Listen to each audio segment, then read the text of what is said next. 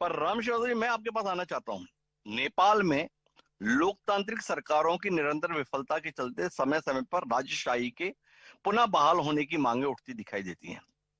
क्या ये जन आंदोलन एक बार फिर नेपाल के हिंदू राष्ट्र होने की संभावना और राजशाही के वापस लौटने की संभावना के तौर पर देखा जाना चाहिए?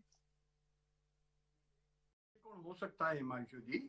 पर हकीकत में कुछ गहराई में अगर अपन जाकर देखेंगे तो इतना बड़ा आंदोलन, इतना अराजक तत्व हो जाए और इतनी रूप में आ जाए, विकराल रूप में, ये कोई एक दिन का नहीं है। ये निश्चित रूप से एक लंबे समय की तैयारी के बाद सोचा समझा षड्यंत्र पूर्वक किया गया काम है। हालांकि ये बात अपनी जगह सही है कि पिछले 17 सालों में 15 मरतबा वहां पर सत्ता परिवर्तन हो चुका है, और उसके लिए अगर कोई जिम्मेदार है तो वहां के जो राजनेता हैं वो जिम्मेदार हैं। कि आज की तारीख पे ये देखिए, ये तो मानना पड़ेगा कि दुनिया में अधिकांश देशों के राजनेता भ्रष्ट हैं, भ्रष्टाचारी हैं। और अब जब से ट्रम्प महाराज आए हैं तब से उन्होंने जो अमेरिका को क्रिप्टो करेंसी का कैपिटल बनाने का संकल्प लिया है, तो दुनिया के जितने भी स्मगलर हैं, जितने भी अपराधी हैं, जितने भी ब्यूरोक्रेट्स हैं, जितने भी भ्रष्ट राजनेता हैं जिनके पास ब्लैक मनी है, क्योंकि क्रिप्टो करेंसी एक ऐसा साधन है जिससे कि ब्लैक मनी को व्हाइट किया जा सकता है। और वो अपने देश में उन्होंने गोल्डन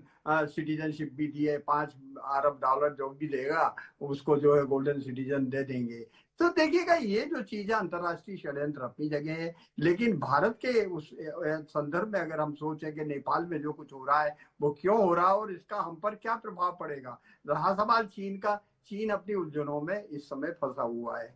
चीन किसी भी कीमत पर आज की तारीख में कोई डायरेक्ट एक्शन किसी भी तरह का या इनडायरेक्ट एक्शन कूटनीतिक स्तर पर राजनीतिक षड्यंत्र के रूप में आज की तारीख में तो नहीं ले सकता। हाँ, उसकी नजर जो है एवरेस्ट पहाड़ के इर्द गिर्द मिले रेयर अर्थ एलिमेंट और यूरेनियम के विपुल भंडार के ऊपर अवश्य है, जिसके लिए कि वो अपने पैसा फेंक कर देश को पटाने की, भ्रष्ट राजनीतिज्ञों को खरीद कर अपने आर्थिक स्वार्थों की पूर्ति के लिए काम कर रहा है।